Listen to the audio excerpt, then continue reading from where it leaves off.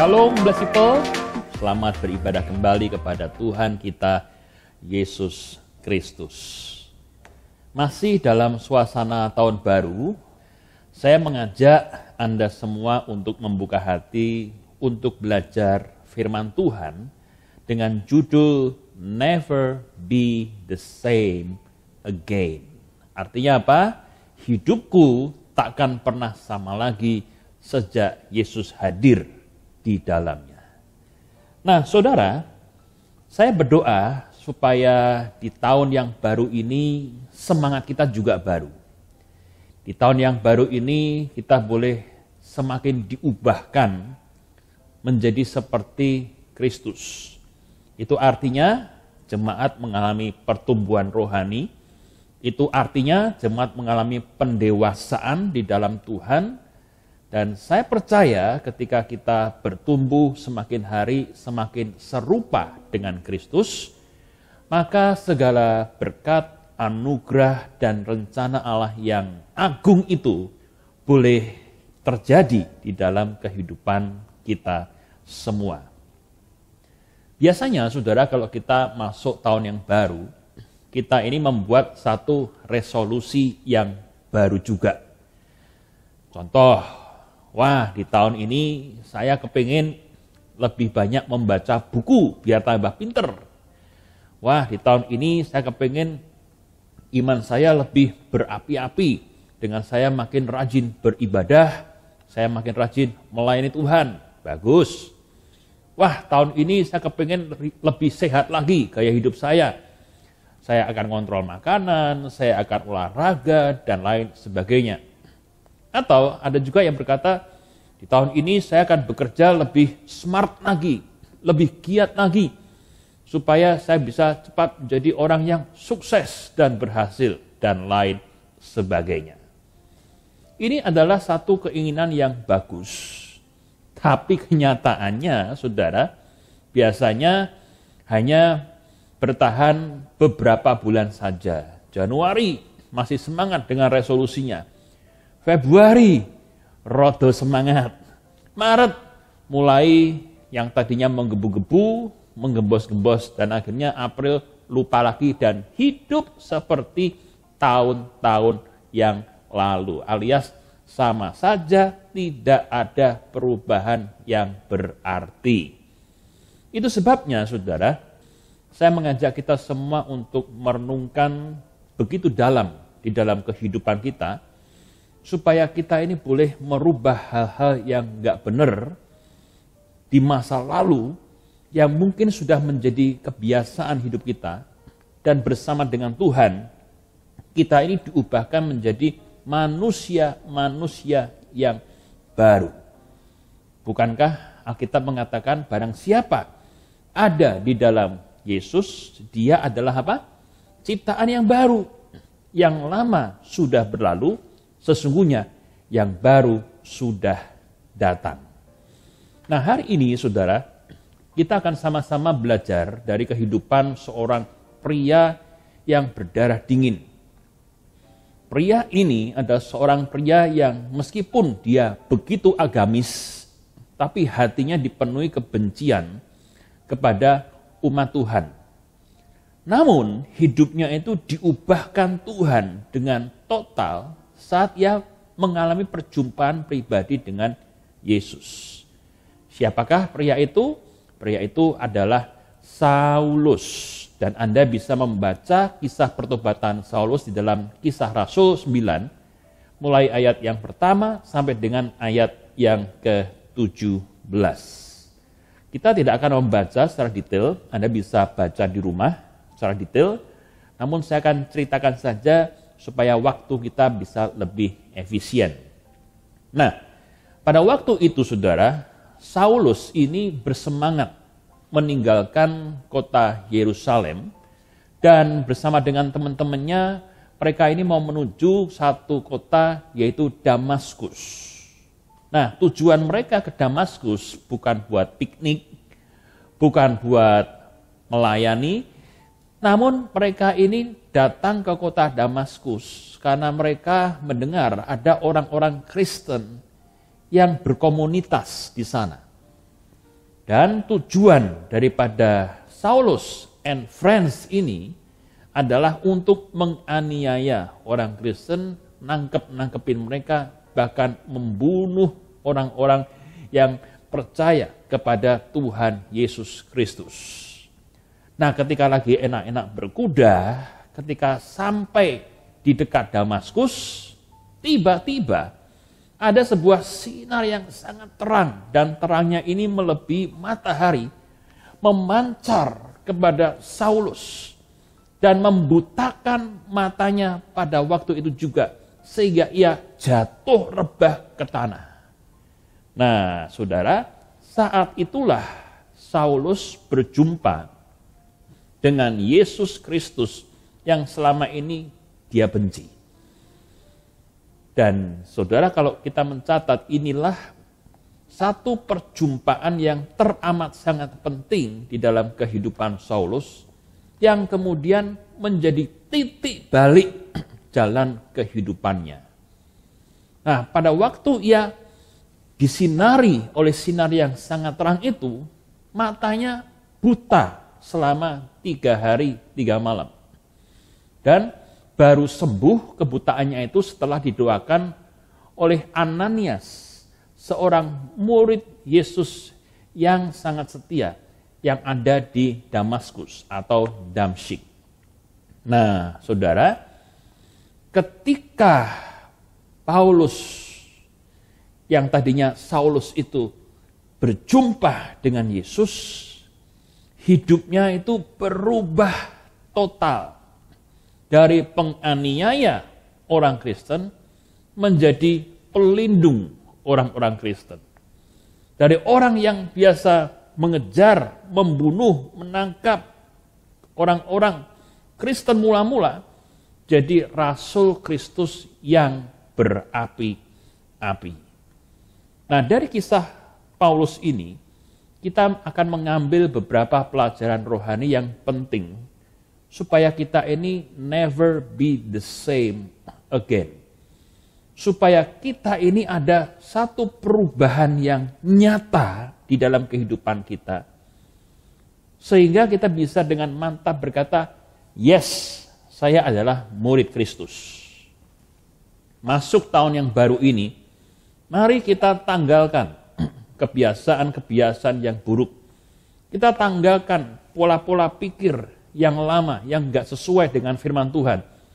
Dan mari kita kenakan hidup yang baru bersama dengan Kristus, supaya hidup kita bukan saja berkenan di hadapan Tuhan, melainkan hidup kita boleh menjadi satu kehidupan yang diberkati dan menjadi berkat. Mari kita lihat beberapa pelajaran yang penting yang bisa kita terapkan di dalam kehidupan kita. Yang pertama, dari kisah pertobatan Paulus ini, kita tahu bahwa ada saatnya setiap orang itu harus melalui jalan Damaskusnya sendiri. Kalau Anda memperhatikan, riwayat hidup Rasul Paulus itu dibagi menjadi 4 bagian utama. Yang pertama, ketika ia ada di kota Tarsus, belajar dan menekuni hukum Taurat. Kemudian yang kedua, di Yerusalem sebagai orang Farisi yang menerima segala hormat, puja dan puji masyarakat. Jadi posisinya tinggi, posisinya terhormat Saulus ini. Kemudian di Damaskus, saat pertobatannya, ketika ia berjumpa dengan Yesus Kristus secara pribadi. Dan yang keempat, di banyak tempat dalam pelayanannya sebagai Rasul Kristus. Nah, kalau Anda perhatikan, kejadian di Damaskus ini menjadi titik balik kehidupan Paulus yang mengubah pola hidupnya, yang mengubah arah hidupnya dari penganiaya umat menjadi pelindung umat. Dari orang yang berusaha keras mencari celah untuk menghancurkan gereja, menjadi seorang yang memberitakan Injil Kristus dengan setia, dengan penuh keberanian kemanapun ia melangkah. Nah, kembali kepada Saulus. Ya, ini Saulus nama Paulus sebelum diubahkan Tuhan. Sebagai seorang Yahudi garis keras, Saulus ini percaya seperti orang-orang Yahudi pada umumnya pada waktu itu, bahwa sejarah dunia itu dibagi menjadi 3 bagian besar. Menurut orang Yahudi, mereka percaya yang pertama ada masa chaos, masa kekacauan sebelum adanya hukum Taurat. Kemudian masa hukum Taurat, di mana ibadah diatur, cara hidup manusia diatur, dan lain sebagainya. Dan yang ketiga adalah masa gemilang Sang Mesias. Nah, orang-orang Yahudi ini sangat menanti-nantikan Mesias. Apa sih arti daripada Mesias? Mesias itu artinya juru selamat. Mereka menanti-nantikan juru selamat supaya mereka ini bisa lepas dari penjajahan Romawi dan membawa kejayaan yang begitu hebat, begitu luar biasa bagi bangsa Israel kembali. Namun, saudara, meskipun mereka ini sedang menunggu Mesias, pada waktu Yesus Kristus itu lahir, Mesias yang mereka tunggu-tunggu itu sebetulnya sudah ada di depan mereka. Mereka menolak Yesus Kristus. Loh, aneh ya, saudara. Mereka menunggu Mesias dan Allah Bapa di surga mengutus anaknya yang tunggal, yaitu Yesus Kristus, untuk lahir ke dalam dunia, menjadi juru selamat yang mereka nanti-nantikan. Tapi ketika berhadapan dengan Yesus itu, mereka menolak Yesus. Karena apa? Karena bayangan mereka, Mesias itu harusnya secara politis, dia punya pengikut yang sangat banyak dan sangat kuat. Harusnya orangnya kaya raya. Harusnya orangnya punya begitu banyak kelebihan-kelebihan, sehingga bisa memimpin revolusi, memimpin perang melawan penjajah. Pada waktu mereka berjumpa dengan pribadi Yesus, kok enggak gitu?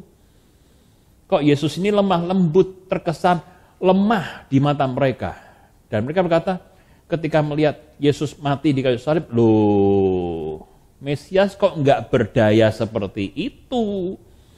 Jadi mereka sampai hari ini menolak kedatangan Yesus Kristus dan tidak mengakui Yesus sebagai juru selamat dunia. Kenapa? Karena harusnya menurut konsep orang Yahudi, Mesias itu perkasa, nggak bisa dihancurkan, nggak bisa dimatikan oleh manusia. Mereka pegang ayat yang tertulis di dalam Ulangan 21 ayat 22, bahwa orang yang mati di kayu salib adalah orang yang terkutuk.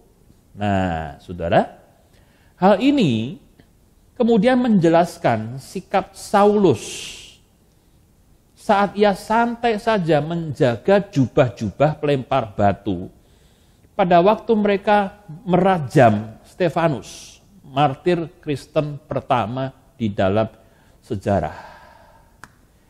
Ketika batu-batu itu melayang menghantam Stefanus, Saulus berdiri di belakang, dalam hatinya dia berkata, syukurin lu, mati lu. Engkau pengikut Yesus, si pengajar sesat, si guru sesat itu. Dan akhirnya Alkitab mencatat Stefanus ini menjadi martir pertama karena menjaga imannya kepada Yesus sampai saat yang terakhir. Tapi saudara, beberapa waktu kemudian sikap kejam Saulus ini berubah total saat ia berjumpa dengan Yesus yang disembah oleh Stefanus itu ketika dia sedang dalam perjalanan menuju Damaskus. Dan di dalam kebutaannya, mata rohaninya yang tadinya buta, gak bisa melihat Sang Mesias itu, justru tercelik dan ia berjumpa Yesus, jalan kebenaran yang sejati. Dari sini kita melihat satu pelajaran yang penting, saudara. bahwa setiap orang itu punya jalan Damaskusnya sendiri-sendiri. Saya ulang, setiap orang itu punya jalan pertobatannya kepada Yesus Kristus sendiri-sendiri. Banyak orang dipanggil, namun cara Tuhan panggil setiap orang untuk percaya kepada Dia, jalannya macam-macam, saudara. Ini yang saya sebut dengan jalan Damaskus. Saya beri beberapa contoh. Bagi seorang Roger Arienda, penjara itu adalah jalan Damaskusnya.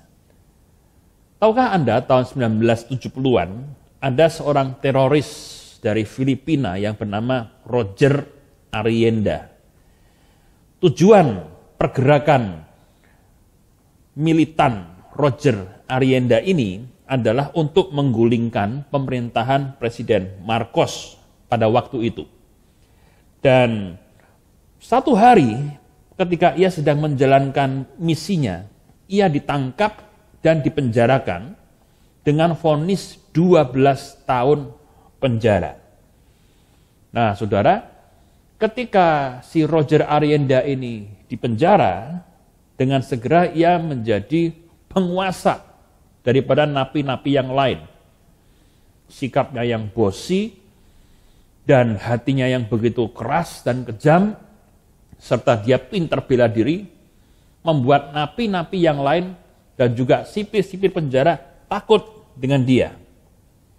Nah, tahun pertama ketika dia ada di penjara semuanya biasa-biasa saja. Tahun yang kedua juga seperti itu. Nah, di tahun yang ketiga, pada waktu dia sedang duduk merenung di selnya, ia melihat satu buku warna merah yang cukup tebal diberikan oleh sipir penjara dan ia taruh di pojokan saja dan dia nggak pernah baca. Namun hari itu ia tertarik untuk melihat ini sebetulnya buku apa sih? Dan ketika ia membuka buku itu adalah Alkitab. Dia ngerti, oh ini Alkitab. Biasanya nggak pernah ada minat untuk membaca Alkitab. Tapi pada hari itu, Roh Kudus menggerakkan hatinya untuk membaca lembar demi lembar Alkitab yang menghangatkan hatinya, yang membuat dia menyadari bahwa aku ini orang berdosa, aku ini orang yang membutuhkan Yesus. Dan singkat cerita, melalui penjara inilah si teroris ini, Roger Arienda, bertobat dan menyerahkan hidup kepada Tuhan Yesus Kristus. Nah, saudara, pada waktu Roger Arienda ini menerima Yesus sebagai Tuhan dan Juru Selamatnya, apakah ada perubahan hidup yang dirasakan oleh teman-temannya? Ada, saudara. Si Roger yang tadinya kasar, bosi, mau menang sendiri, suka merintah, suka bully orang lain, berubah menjadi seorang pria yang sabar, menjadi seorang pria yang suka memberitakan Injil, suka mendoakan teman-temannya yang lagi depresi di penjara. Dan singkat cerita, saudara, orang ini menjadi berkat yang indah dalam penjara. Tadinya orang takut kepada dia, sekarang orang senang kepada Roger Arienda. Dan ia mulai membuat persekutuan di penjara. Dan ketika membuat persekutuan, dia pun mulai belajar sekolah Alkitab, ya ikut kursus sekolah Alkitab. Dan perilakunya itu makin diubahkan Tuhan. Sampai akhirnya, saudara, dari persekutuan yang kecil di penjara, persekutuan itu bertumbuh menjadi gereja penjara dengan jemaat 800 orang. Padahal di penjara pada waktu itu populasinya adalah kurang lebih 5.000 orang. Dan 800 orang dimenangkan oleh Roger Arienda ini.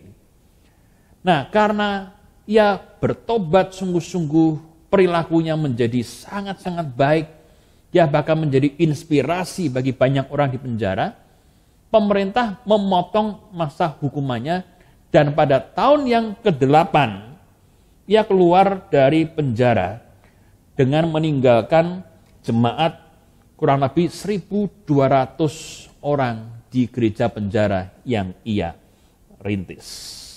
Nah, ketika Roger Arienda ini keluar dari penjara, apakah pelayanannya terhenti? Tidak. Ia terus memberitakan Injil dan semakin banyak jiwa dibawa kepada Kristus. Kisah pertobatan Roger Arienda ini sudah dibuat menjadi berbagai buku yang menginspirasi, bahkan pernah juga dibuatkan filmnya.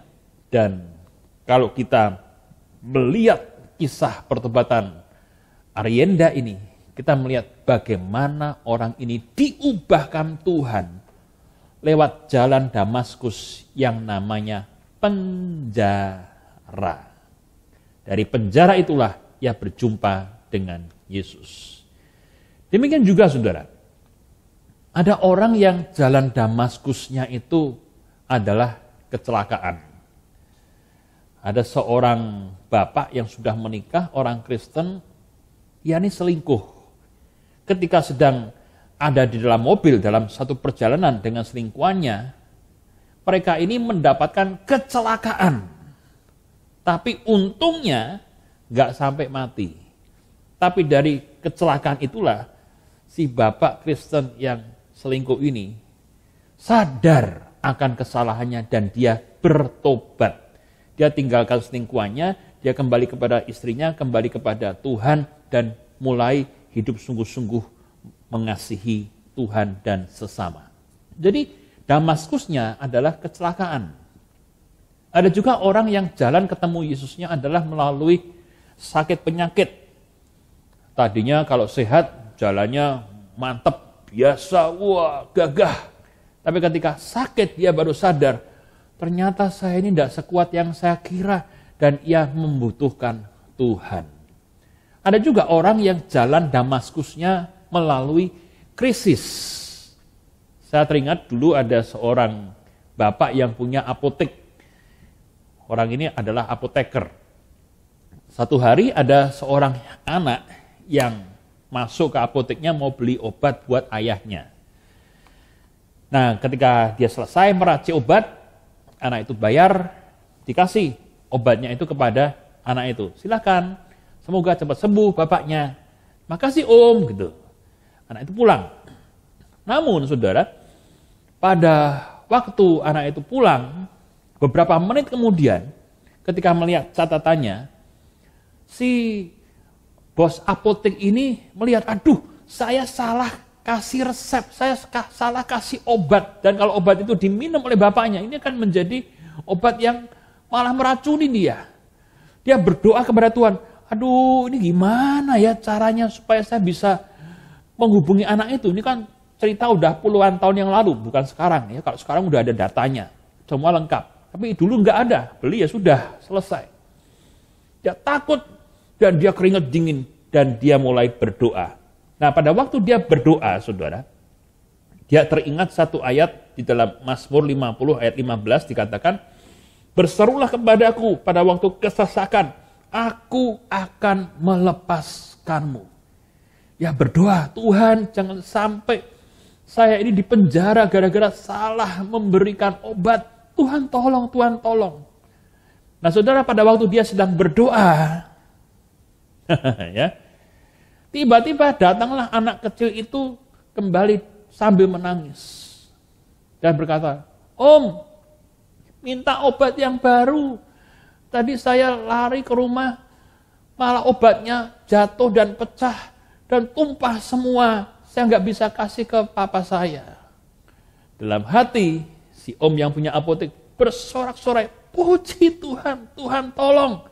Dan dia memberikan obat yang benar kepada anak tersebut. Namun, dari pengalaman ini, dia menjadi orang yang semakin sungguh-sungguh di hadapan Tuhan.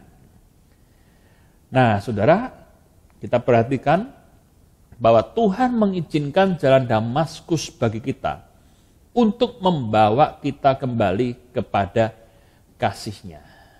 Pertanyaannya, sudahkah engkau bertemu Tuhan melalui jalan Damaskusmu? Jalan Damaskus itu tidak mesti melalui kesusahan, persoalan, tapi bisa dalam situasi yang normal, situasi yang baik pun engkau bisa berjumpa dengan Tuhan. Intinya yang penting di sini, alamilah perjumpaan pribadi dengan Tuhan yang mengubah seluruh aspek kehidupan kita menjadi serupa dengan Kristus. Amin. Haleluya.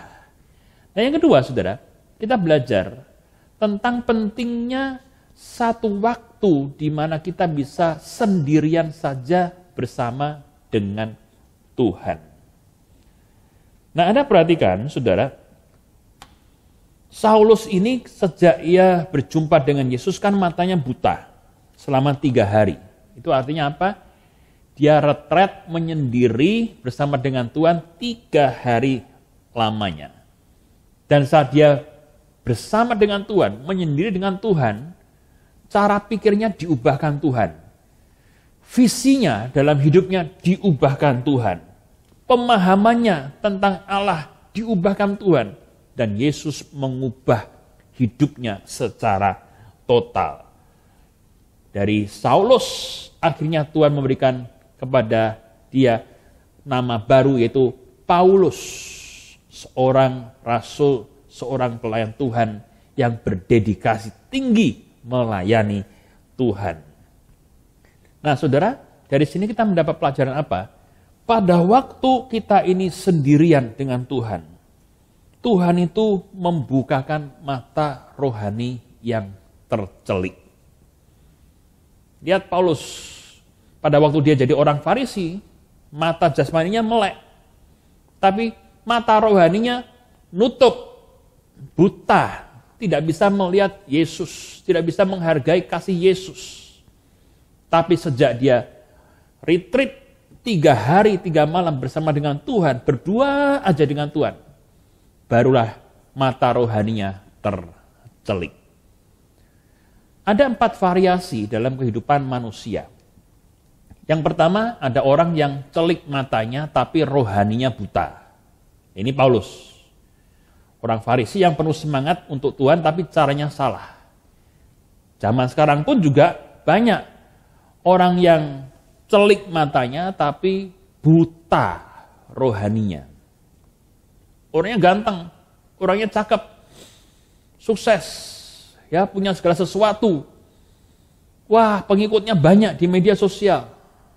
Tapi, saudara, rohaninya buta, gak kenal Tuhan. Hidupnya gak karu-karuan dalamnya.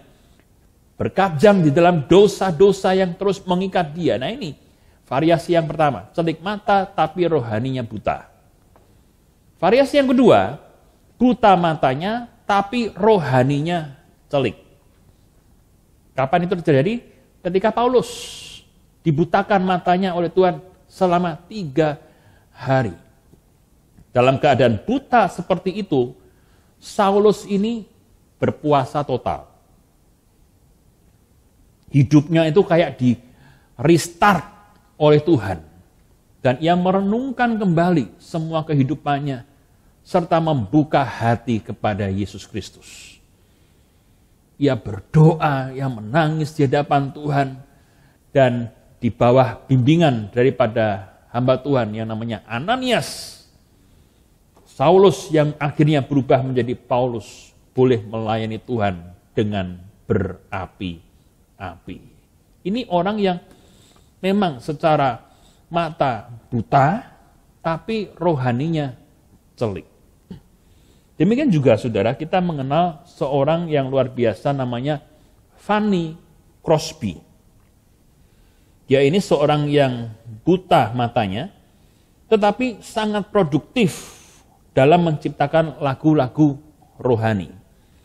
Imannya kuat, hatinya sungguh peka terhadap Tuhan, dan ketika jari-jarinya menari-nari di tuts piano, lahirlah lagu-lagu pujian yang indah kepada Tuhan. Salah satunya lagu pujian yang sangat terkenal adalah Yesus Yesus, Yesus, dengar doaku, janganlah Tuhan lalui. Nah ini saudara, yang menciptakan siapa? Fanny Crosby. Meskipun dia tidak bisa melihat dengan matanya, namun mata hatinya itu tercelik, melihat dengan jelas keagungan Kristus di dalam kehidupannya. Jadi bagi Fanny Crosby, kebutaan itu tidak menjadi halangan untuk mengenal Tuhan. Ya. Kemudian yang ketiga, ada orang yang sudah matanya buta, rohaninya juga buta. Beberapa tahun yang lalu saya membaca satu artikel di Amerika, orang-orang buta menuntut diterbitkannya majalah porno Braille supaya mereka juga bisa happy katanya. Dan ketika itu diterbitkan, sambil meraba majalah itu, mereka mesem-mesem dewe. Waduh, saudara, kita lihat di sini, ini sudah matanya nggak bisa melihat, rohaninya pun nutup. Dan mereka terus-menerus hidup di dalam dosa yang membawa kehancuran. Tapi ini yang keempat, yang paling baik.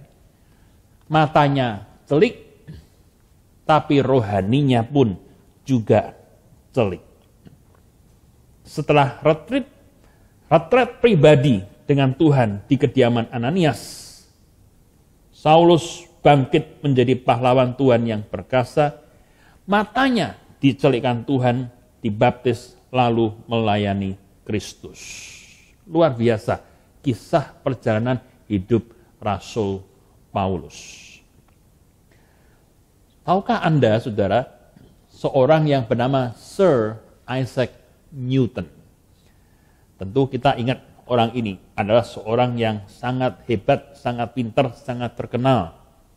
Isaac Newton ini berasal dari Inggris, dan sebagaimana kita ketahui, dia ini adalah penemu hukum gaya berat, kalkulus, optik pantul, dan lain-lain. Karena memang dia seorang fisikawan yang hebat sekali.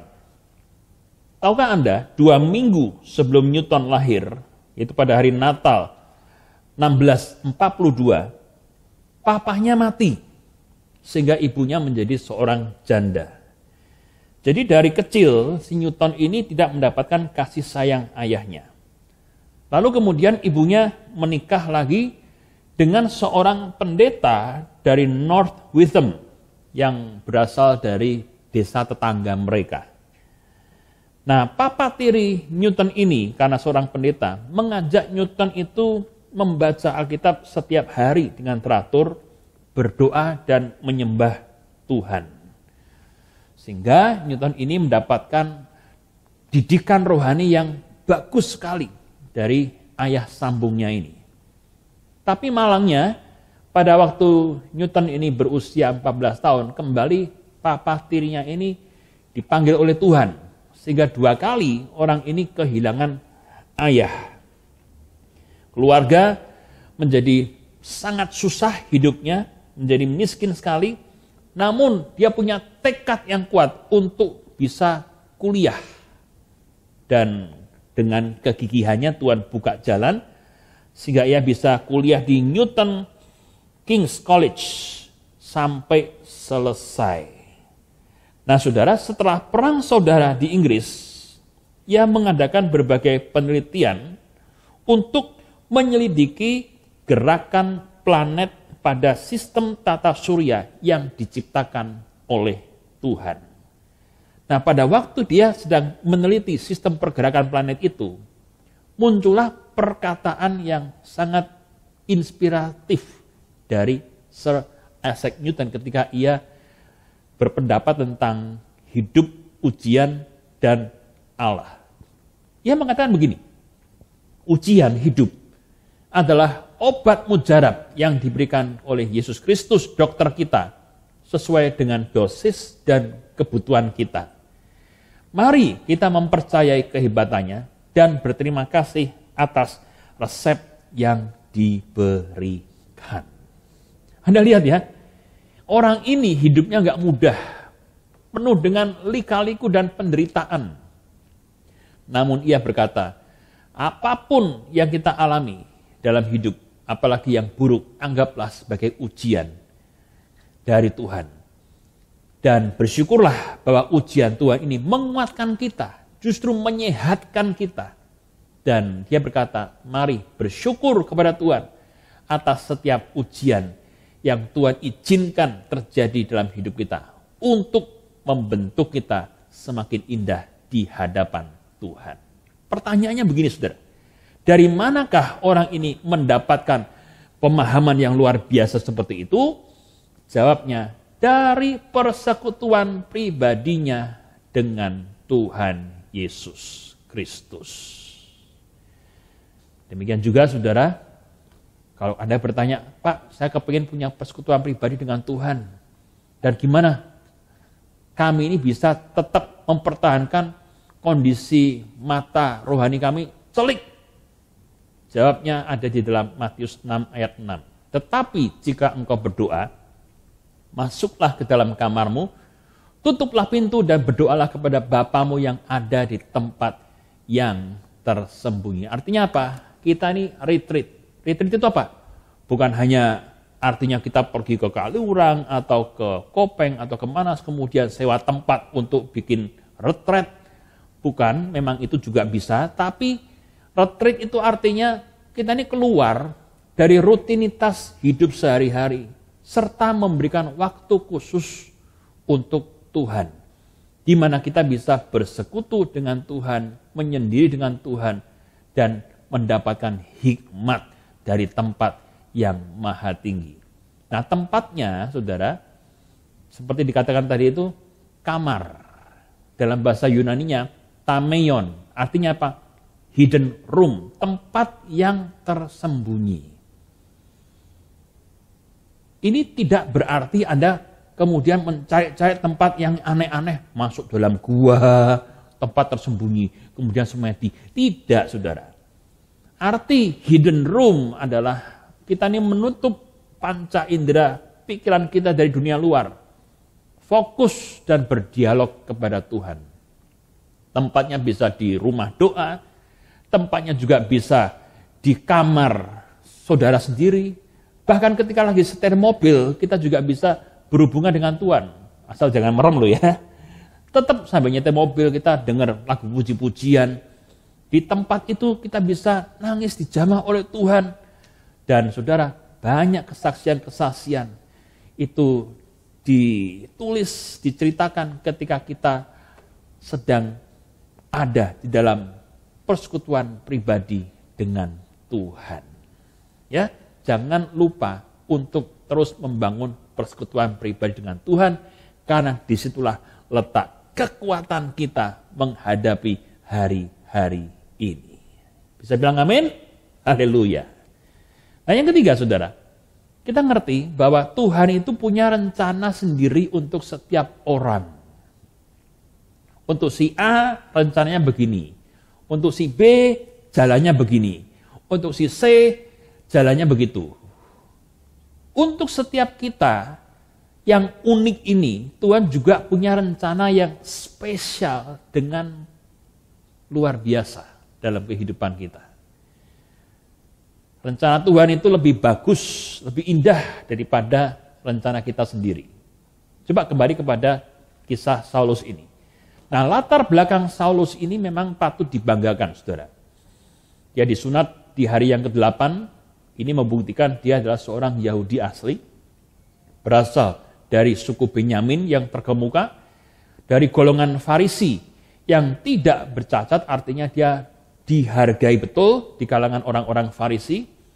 Kemudian dia juga giat dalam organisasi dan kegiatan keagamaan, termasuk aktivitasnya dalam menganiaya orang Kristen yang dianggap sesat pada waktu itu. Nah, kalau melihat track record Saulus ini punya kesempatan besar jadi ketua sinode. Gampangnya begitu. Ketua sinode pemimpin agama Yahudi.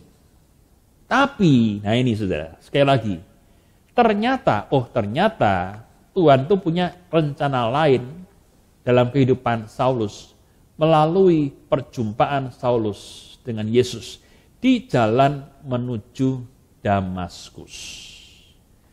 Tahukah Anda, saudara, apa yang terjadi dalam kehidupan Saulus adalah rencana Tuhan yang telah ditetapkan sejak dia masih dalam kandungan? Yuk baca bersama dengan saya, Yeremia 1 ayat yang kelima. Sebelum aku membentuk engkau dalam rahim ibumu, aku telah mengenal engkau, dan sebelum engkau keluar dari kandungan, aku telah menguduskan engkau. Aku telah menetapkan engkau menjadi nabi bagi bangsa-bangsa. Jadi kita lihat, saudara, di dalam kehidupan kita untuk si A, si B, si C, dan seterusnya, Tuhan tuh dari lahir sudah punya planning, punya rencana yang indah buat kita semua. Itu sebabnya, saudara, Tuhan itu sangat menentang apa yang disebut dengan aborsi.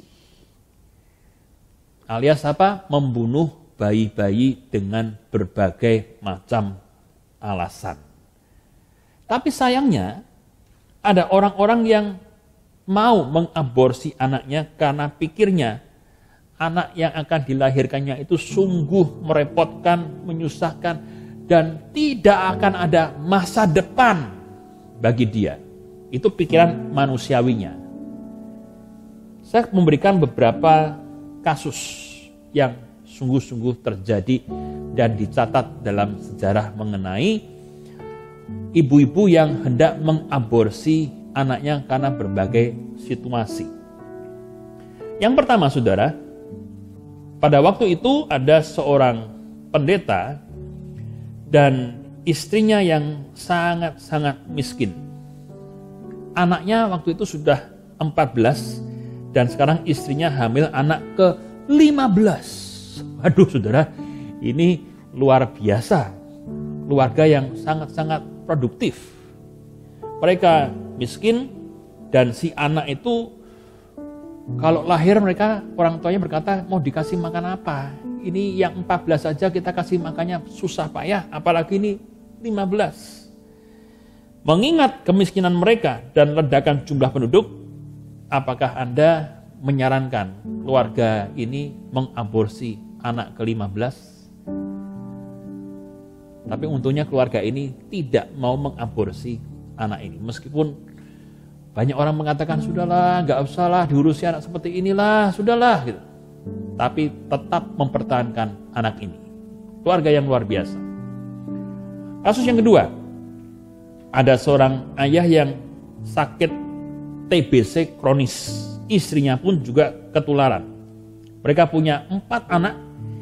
Yang pertama buta, yang kedua meninggal, yang ketiga tuli, dan yang keempat kena TBC juga. Dan sang ibu mengandung lagi. Ini dilema lagi. Aborsi apa tidak? Kasus yang ketiga, seorang pria kulit putih memperkosa dan menghamili gadis kulit hitam yang berusia 13 tahun pada waktu itu. Jika Anda adalah orang tua daripada gadis itu, apakah anak ini akan diaborsi atau tidak? Kemudian, kasus yang lain, seorang gadis hamil padahal belum menikah. Ya. Pacarnya bahkan bukan ayah si bayi dan pacarnya itu hendak meninggalkan gadis itu. Ayo, diaborsi apa enggak? Rumit ya situasi-situasi seperti ini. Dan mungkin Anda katakan, ya aborsi sajalah, enggak apa-apa. Nah, lihat kasus yang selanjutnya. Ada seorang pelacur yang mengalami ketergantungan obat bius. Dia penyakitan dan hamil lagi. Hidupnya terlunta-lunta dan tidak punya masa depan. Apakah Anda menganjurkan dia untuk diaborsi saja anaknya? Nah, saudara, mari kita akan lihat siapakah bayi-bayi itu ketika akhirnya ibu-ibu ini memutuskan untuk tidak mengaborsi mereka.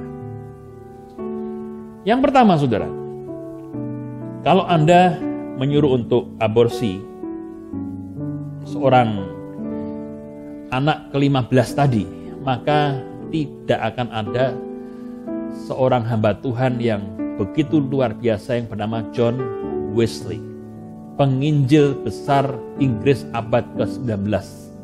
Karena orang tuanya yang miskin dan sudah punya 14 anak. Tuh ya saudara, untung gak diaborsi. Ini rencana Tuhan. Lebih bagus daripada rencana manusia. Lebih bagus daripada pikiran-pikiran manusia.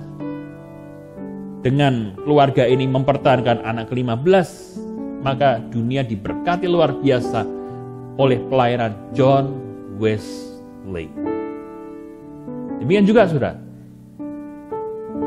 kalau aborsi itu dilakukan, maka tidak akan ada Beethoven, komposer musik klasik ternama di dunia. Karena kakak pertamanya buta, yang kedua meninggal, yang ketiga tuli, yang keempat kena TBC.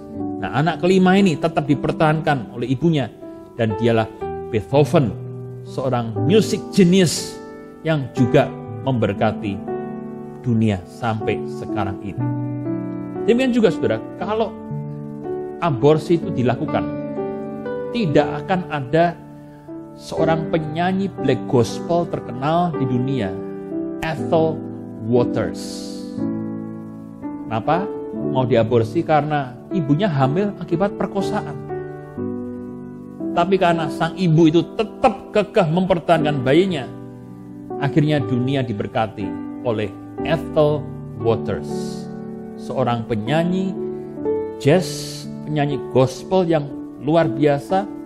Film-filmnya juga banyak, dan dia pun seringkali menyanyi di dalam KKR karena suaranya yang diurapi oleh Tuhan. Demikian juga saudara, kalau Anda menyuruh aborsi, ibu yang hamil bukan dengan pacarnya, maka Anda baru saja mengaborsi Yesus Kristus. Kenapa? Karena Maria itu kan benihnya bukan benih Yusuf, benihnya dari Roh Kudus. Kembali kita melihat rencana Allah yang dahsyat terjadi. Maka kalau kita juga menganjurkan untuk aborsi, tidak akan ada seorang Bill Wilson, penginjil kaum tersisih, kaum marginal di New York, pengajar sekolah minggu dengan ratusan bis dan mobil, dengan murid 22.000 anak remaja tunawisma, karena ibunya wanita tunasusila, penyakitan, dan kecanduan. Di sini kita melihat saudara, bahwa rencana Tuhan lebih baik daripada rencana manusia. Itu sebabnya saudara, mari kita membaca Mazmur 37 ayat 23-24 ini sebagai kesimpulan di dalam khotbah ini. Baca 1, 2, 3. Tuhan menetapkan langkah-langkah orang yang hidupnya berkenan kepadanya. Apabila ia jatuh, tidaklah sampai tergeletak, sebab Tuhan menopang tangannya. Kiranya di tahun yang baru ini saudara, Tuhan itu menuntun langkah-langkah kita. Start with Jesus, stay with Jesus, and end with Jesus. Kita mulai hidup kita dengan Yesus, kita jalani hidup kita bersama dengan Yesus, sampai pada akhirnya kita pulang ke rumah Bapa yang kekal di surga. Amin. Saya berdoa kiranya firman Tuhan ini boleh senantiasa mengubahkan kita semakin hari semakin serupa dengan Kristus. Dan saya percaya di tahun ini kita akan semakin menikmati kemuliaan Allah yang semakin besar. Taruh tanganmu di dada dan kita hampiri Tuhan. Terima kasih Tuhan, karena penyertaan Tuhan kami boleh berkata Ebenezer. Tahun demi tahun kami lalui bersama dengan Tuhan. Tantangan demi tantangan kami menangkan bersama dengan Tuhan juga. Dan kalau sampai hari ini kami masih bisa berada di tempat kami masing-masing. Ini juga karena anugerah Tuhan yang luar biasa. Terima kasih bahwa kami masih hidup. Terima kasih kami masih bisa berkarya. Itu artinya masih banyak tugas yang harus kami emban dari Tuhan, yang harus kami jalani dengan setia dan takut akan Tuhan. Kami percaya Tuhan Yesus, sebagaimana Tuhan sudah menyertai kami di tahun-tahun yang lalu, di tahun 2022 ini pun Tuhan tetap menyertai kami. Bahkan kami percaya Tuhan, anugerah-Mu yang besar, kuasa-Mu yang besar, itu senantiasa menerangi setiap langkah kehidupan kami. Kami serahkan tubuh, jiwa, dan roh kami, sekeluarga besar, orang-orang yang kami cintai, orang-orang yang kami kasihi. Kami dipeluk oleh Tuhan, kami diangkat oleh Tuhan, kami dilindungi oleh Tuhan, dan kasih setia Tuhan yang tidak pernah berkesudahan itu boleh menjadi penghiburan, kekuatan kami di dalam kami menjalani setiap pertandingan iman kami. Tuhan Yesus, kami nggak tahu apa yang akan terjadi ke depan. Tapi satu hal kami pegang, Engkau berjalan bersama-sama dengan kami. Gadamu dan tongkatmu itulah yang menjadi kekuatan kami. Kami sebagai domba-dombamu mau menggandeng Engkau Tuhan, Gembala kami yang agung, melewati segala hal dalam dunia ini. Kami percaya pertolongan Tuhan senantiasa kami dapatkan tepat pada waktunya.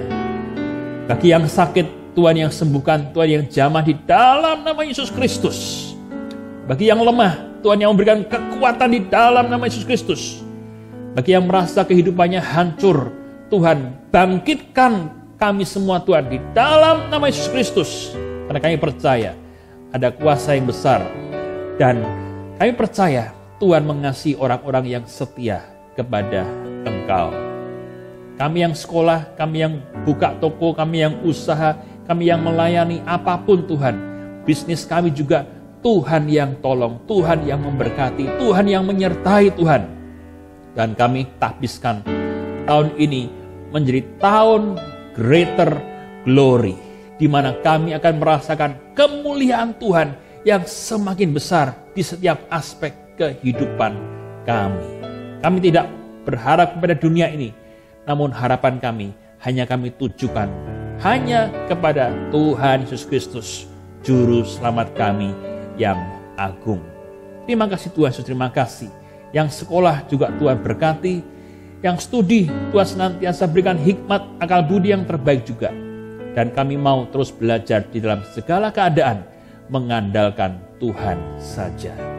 Akhirnya, saudaraku yang kasih Tuhan, terimalah segala berkat, kasih anugerah, dan penyertaan yang sempurna daripada Allah Bapa, Putra, dan Roh Kudus menyertai kita sekalian hari ini sampai selama-lamanya. Sama-sama katakan, amin. Tuhan Yesus memberkati kita semua. Maranatha.